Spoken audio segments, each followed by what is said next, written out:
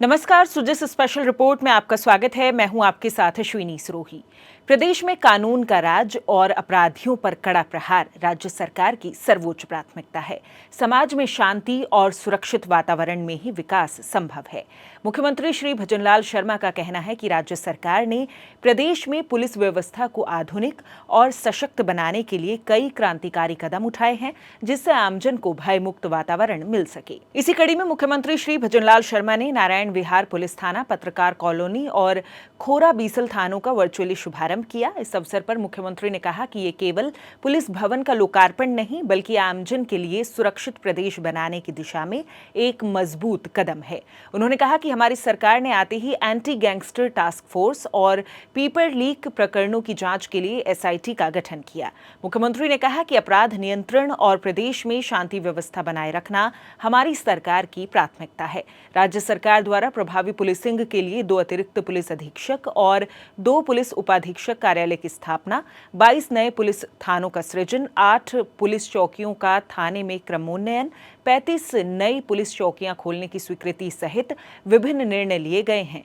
उन्होंने कहा कि अपराध शाखा के अतिरिक्त महानिदेशक के नेतृत्व में एंटी गैंगस्टर टास्क फोर्स का गठन और एंटी नारकोटिक्स टास्क फोर्स के गठन के लिए जयपुर मुख्यालय में 1 नया थाना और 9 नई चौकियों की स्थापना के लिए 255 पद सृजित किए गए हैं। हमारी सर्वोच्च प्राथमिकता कानून का राज और अपराधियों पर कड़ा प्रहार। हमारा स्पष्ट विश्वास है कि विकास तभी संभव है जब समाज में शांति और सुरक्षा का वातावरण होगा। पिछले 2 वर्षों हमने राजस्थान की पुलिस व्यवस्था को आधुनिक और सशक्त बनाने के लिए कई क्रांतिकारी कदम भी उठाए हैं।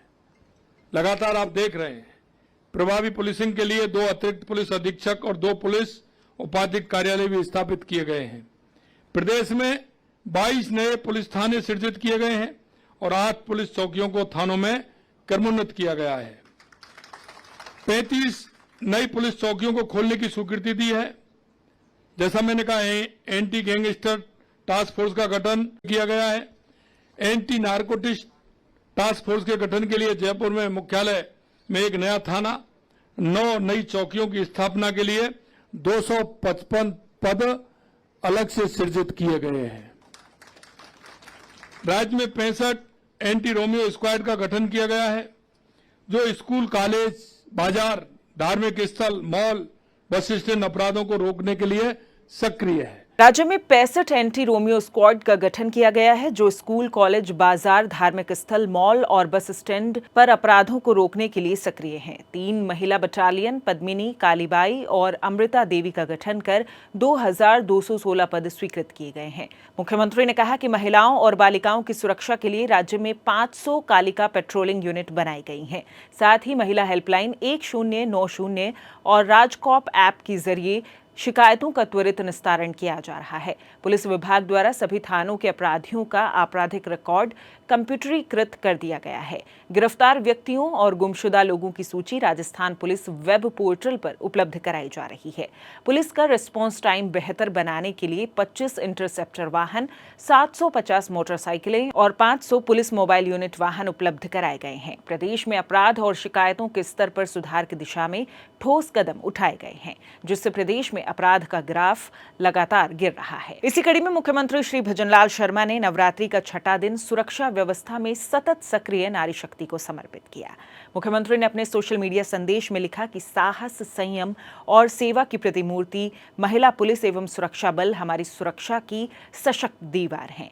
राज्य सरकार आधुनिक संसाधनों, बेहतर प्रशिक्षण और सशक्त अवसरों से महिला पुलिस बल को और अधिक मजबूत व सशक्त बना रही है।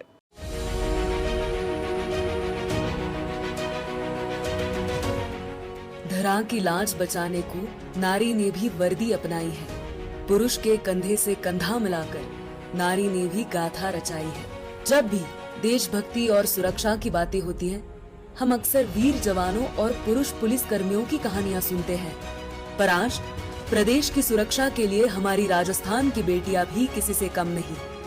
राज्य सरकार द्वारा उठाए गए मजबूत कदम महिलाओं को सशक्त बनाने में अत्यंत महत्वपूर्ण साबित हुए हैं। इस नवरात्रि हम नमन करते हैं राजस्थान की उन नवदुर्गाओं को जो नारी शक्ति को एक नई पहचान दे रही है। हमारी बहनें किसी के आश्रित तो नहीं रहे, वो जानती हैं कि घर को कैसे चलाया जाता है, वो घर परिवार को भी चला सकती हैं और साथ साथ चाहे वो किसानियत का काम हो, चाहे ऑफिस का काम हो, चाहे सेना में भर्ती हो, चाहे पुलिस में हो और चाहे आजकल तो हवाई जहाज उड़ाने का काम।